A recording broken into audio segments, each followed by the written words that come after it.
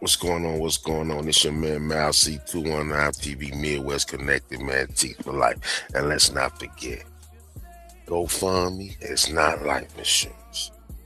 If you in these streets, please put some money on your head before Pooh'S Shiesty do. And over here, we'd like to welcome you to the Transition Podcast, which is sponsored by Royal Estate Clothing. You know what I'm saying? One of the freshest brand out the Midwest land. You know what I'm saying? From our brother Cash D, David Johnson. You want any orders? We got you. Tap in with him. Tap in with ICU Fashions. We push the hottest brand from the land, and that Royal Estate is where it's at. Everywhere we go, everywhere in the land we claim it, baby. You know what I'm saying? For us, by us. But anyway, tap in and let's get to it. But let's get to it. Now, over here at the Transition, this podcast, we like to talk about change. And everybody that know, it's been a minute. I've been gone for a minute. Life was lifing with me, man. You know, I had to get back here in the mental space, man, to talk about these topics. But certain topics bring you back to reality. And this one right here, man, this Pooh'S Shiesty topic, bro, it brought me things back to reality real quick. And I just want to speak on it real quick. We got more topics coming for y'all. But as a father, first, just to tap y'all in, y'all know what's going on. The rapper Pooh'S Shiesty wanted to get out of his contract. You know what I'm saying? For some reason, Gucci wasn't with it. I don't know what that was about. But everybody know. So Pooh'S Shiesty meets Gucci in Dallas, because Pooh was on parole or something, you know. It ain't alleged, you know. Do your fact checks. Anybody know, let me know. But Pooh Shiesty was supposed to have been meeting him. He couldn't go, whatever the case, but they had to meet in Dallas, however that worked out. Boom, they go to meet in Dallas. Pooh Shiesty, 9 other guys, his homie Big 30, which is his, you know, he was in the mix. And, you know, a lot doesn't see I'm in the music. And, you know, us, we in the music. We into those things. So when you dealing with those things, I'm a DJ, so it's like that lifestyle, the music lifestyle, the hip-hop lifestyle, and it's a lifestyle. It is a lifestyle, man, but sometimes it's a lifestyle that some of them take too serious, man. And on the Transition, like I say, our podcast, I like to talk about change, because the biggest change is life and death. What you do in between that goalpost, you know what I mean?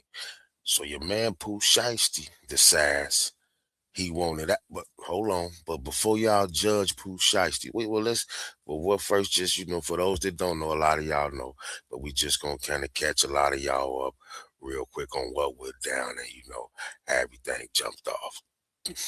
And we're learning more about an FBI search party at a Cordova home associated with Memphis rapper Pooh'S Shiesty. Now, the FBI confirms they were at the house to execute a court-ordered search and arrest warrant. WRAG's Jarita Patterson was there. There are perfectly manicured lawns here in this Cordova community, but what happened here before sunup Wednesday was anything but picturesque. They were here, you know, before sunup. Yeah. No lights, no sirens, no nothing. Something was certainly happening. This neighbor, who has called the area near Beaver Valley Lane home for nearly a quarter century, soon discovered the moment he heard something unexpected. Loud explosions, that's what woke me up. Big booms. They had loudspeakers on saying, you know, we have a warrant for your arrest. Come out with your hands up. Seeing these 3 letters, FBI in bold print, led us to reach out to the Federal Bureau of Investigation. It was confirmed these agents were executing a federal court-authorized search and arrest warrant at this house. This corner home, according to property records and an informative neighbor, belongs to Lontrell Williams, father of Memphis rapper Pooh'S Shiesty, who shares the same name. Seeing all of this play out is a far cry from how things usually are, we were told. Rarely see anybody, not activity in the yard. But Wednesday morning, there was a flurry of activity. Agents were searching the trunks of several cars inside the garage. This was followed by a black BMW pulling up. Another neighbor off camera said behind the wheel was a woman who lives at the home. After several hours, many of the agents began making their way out, carrying what we could see were monitors, as well as brown paper bags, the kind often used for evidence collection. Soon after, plywood was brought out to board up a gaping hole left behind following the execution of that search warrant. Hours later, and the agents were moving out while the tranquility was finally moving back in. Reporting for your news leaders in Cordova. Nothing surprises me. Jarita Patterson, WREG, News Channel 3. And we're learning more about. Okay, now, there that is. Okay, so now they search his house. Obviously, after the search, now fast forward. House gets searched because in the situation, it was a guy, right? In the situation, it was a guy that got a white guy got choked. Part of Gucci security when they came, so they met at the place, came there, and part of Gucci security, which is a cop that was on detail. You know how a lot of the security they have undercover police as part of the security team.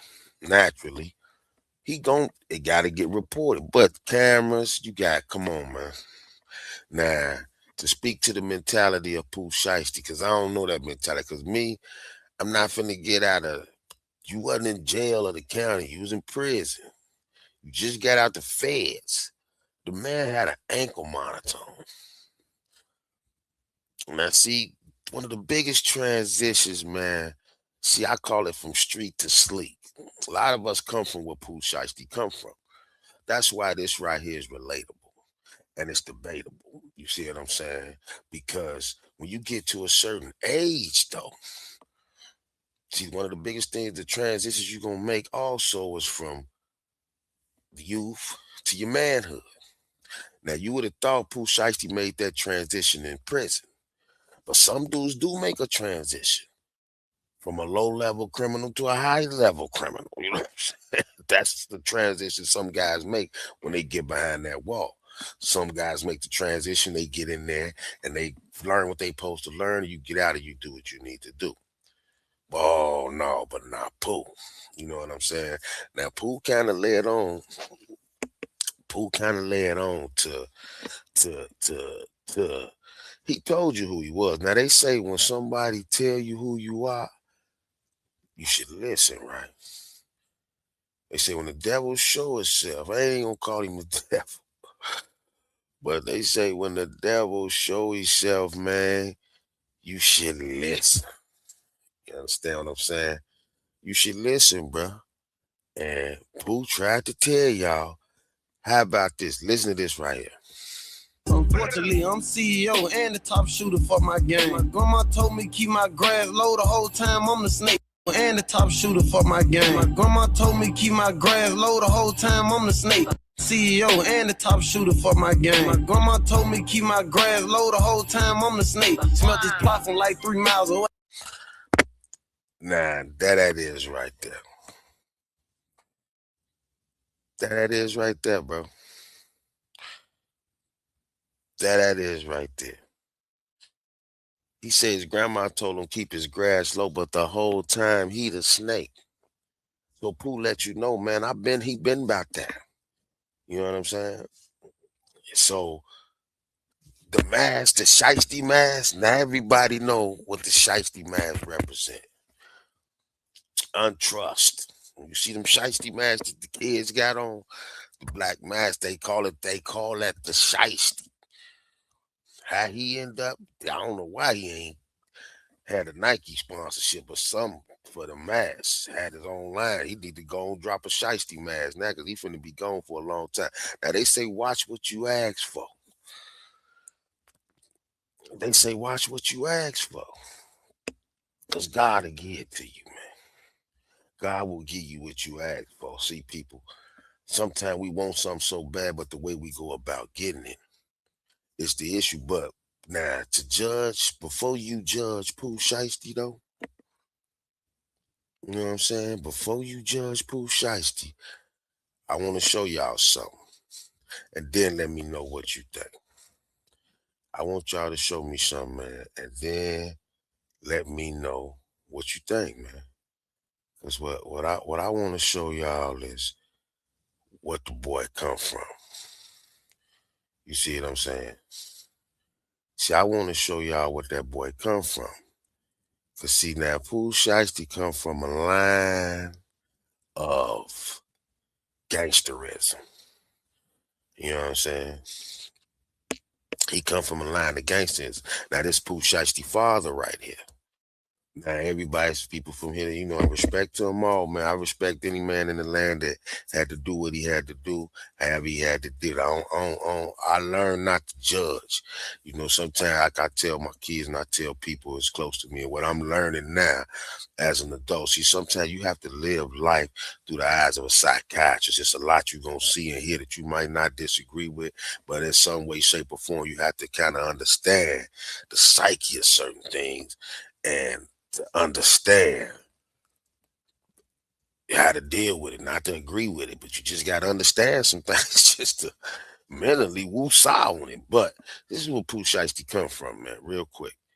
And this is why this story really hit me right here.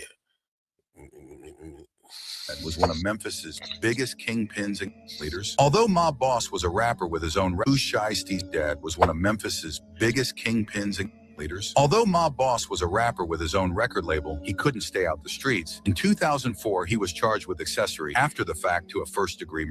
Rebecca Glenn was a 24-year-old Memphis radio DJ who was been robbed by Stanley Andrews. Police say Mob Boss used Rebecca's credit cards right after the. They say Mob Boss put a hit out on Rebecca because she was playing Yo Gotti's music, but refused to play his music. He had a whole apartment building in the south side of Memphis, used to cook up and stash them. In 2007, his whole operation would be took down after the police would raid the area and would find snow, a bunch of scales, and some ammo. See, most rappers put on an image and act like they come from that life, but Pooh'S Shiesty really lived that life. Did you know? Okay, now, that is right there in a nutshell, bro.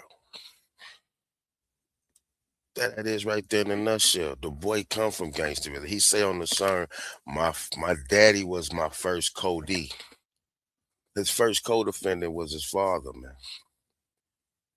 So with that being said right there, that lets you know that in some way, shape, or form, Pooh was kind of doomed. Because as a father, I got 2 boys, man, 4 girls. And it's things that I be wanting to, you want to kill over your kids, man. You know, I struggle with that every day, man. Wanting to go to jail or hell over my kids, bro. You feel what I'm saying? And it's a toss up. You know what I mean? But it's at the same time, when you as fathers, when we steering sons in the right way, when we making that transition for change from street to sleep, you know what I'm saying? Because I ain't always sold life insurance. You know what I'm saying? You might think, it wasn't always the urban licensed professionals, but so I understand where this young man fell short, and everybody like his Gucci or whatever for. Look, man, that's 2 different stories right there too. Cause whatever side of the law you own. But so by Pooh'S Shiesty coming from that, this is my point with that. As a father, man, as fathers, we can't put the pistol in their hand. And it seemed like to me, Pooh'S Shiesty's old man put the pistol in his hand, bro, because I'm not finna let my son mess up the bread like that. You see how mama pulled up. She on the intro to his song. Go listen to Pooh'S Shiesty song. Got mama on the intro, so. And then what's crazy, you go in there, pull an old Suge Knight 1990. Certain things you can't do. Like they used to stagecoach robberies. They used to shoot people in broad daylight with the sheriff at the bar. You can't do that no more. Times have changed.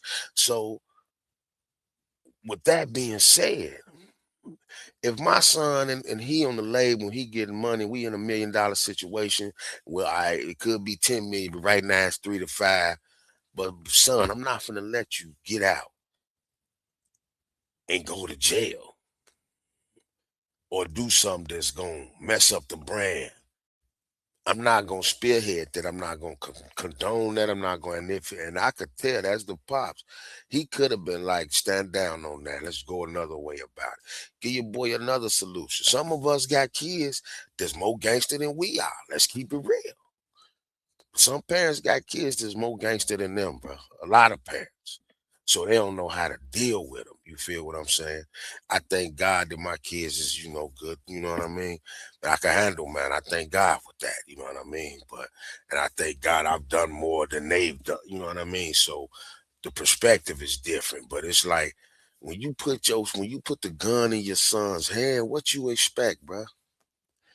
What you expect, bro? Now all they could do is plea out. Pooh Shiesty was on a high, and now I ain't now for what he get. Them Memphis cats. Now I'm gonna have to give Pooh Shiesty he gets an A for gangster.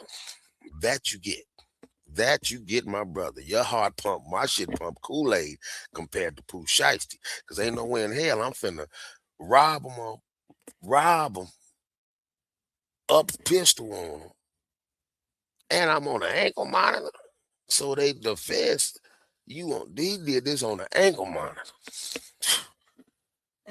So hey, he said, hey, he see it is what it is. But that thing that you seeking and that thing that you know what I mean, it's like, was it worth it in the end? And I say that to say because I've been briefly on that other side, and the first thing somebody think when they get locked up is, why did I do this? God, give me a chance. Issue Allah. Oh, why? Give me a chance to change. My man got his chance, but he didn't want to change. So you don't feel sorry for him. You more so feel disappointed. This is not a feel sorry situation. This is a disappointed situation. You disappointed that a young brother had a second chance at life. And that's what I want y'all to take from this. Any of my youngers or my youths, or even my adults, you got kids. If your kids and you don't know how to talk to them, you show them these situations. Because ain't nobody bigger than the program. Believe that. That's what the feds show. Now, they say that Gucci snitched. Now, that's a whole nother thing. Because, hey, man, if Gucci did snitch, hell, he's a businessman. I'm filing a report. Now, some people play the game both ways. The game is, come on, man. I've seen killers snitch. I've seen killers put the police on the person. They didn't put the police on them on one end and they didn't got on the other end. So this is a dirty game out here. But Gucci probably he ain't had to snitch, to be honest. Hell, y'all didn't just rob me. Come on, Gucci know what I ain't got to snitch, but one of y'all finna go tell the police what happened. Just so happened Gucci had a police officer that was part of his security team. And y'all saw, if you go back and check, white dude got choked up. He got his arm bruised up, his face scratched up. You know he told. So Gucci ain't had to tell because there was too many people involved. The way the situation down was so messy and so sloppy, it was just like, come on, man. It was like, come on, man. So I don't know, man. What y'all think, man? Drop something in the comments, man. Do y'all fault Pooh Shiesty or do y'all fault the way Pooh Shiesty was raised? Because that has a lot to do with it, ladies and gentlemen. How we raise our children, what we put into our kids, what we put into these boys, the change we want them to make, you know what I'm saying? You can't be gangster with them. This is a prime example of you can't really be your kid's friend out here. I tried that. You can't really be your kid's friend, man. You be cool, you be down with them, you show them you always support them. Y'all can have fun. You just fun parent. You could be that. You could be the downer, but you cannot be your kid's brother or sister. You are the mother, you are the father. You can't, come on, Pops, you can't be their brothers because you their father. So at the end of the day, that got to sit. That's like God. You don't call God your brother. From your heavenly Father. It's a difference, bro. And when you get that role as a father, man, it's something you're supposed to hold down, you're supposed to cherish it, you're supposed to use, you're supposed to show your kids is your team. You got to show them how to move. And I feel like, man, Pops he dropped the ball on that. And sometimes when the kids bringing in the money, he might have just let them go with the move. And then sometimes, Pops might have been like, hey, I ain't do nothing. I just rented the cars for him. But come on, man, you know what? Come on, don't let your boy walk into that. That's what's crazy, man. That's what's crazy. Because now guess what happened? They went in there, got Gucci to sign a contract, and technically, any contract signed under duress is null and void. Gucci still on you. So now he finna go to jail. Now he finna be a hood star. Now his music finna go sky high. And who gonna get paid for that? Gucci. Yo, man, it's your man, Mal C. Tap in, man. I just want to tap in on this subject, man. We got a lot more coming back here. We back in the kitchen, man. It's 219 TV, the transition, man, because life is about changing. Let's not forget, GoFundMe is not life insurance. And if you in these streets, please put some money on your head before they do, man. Crazy.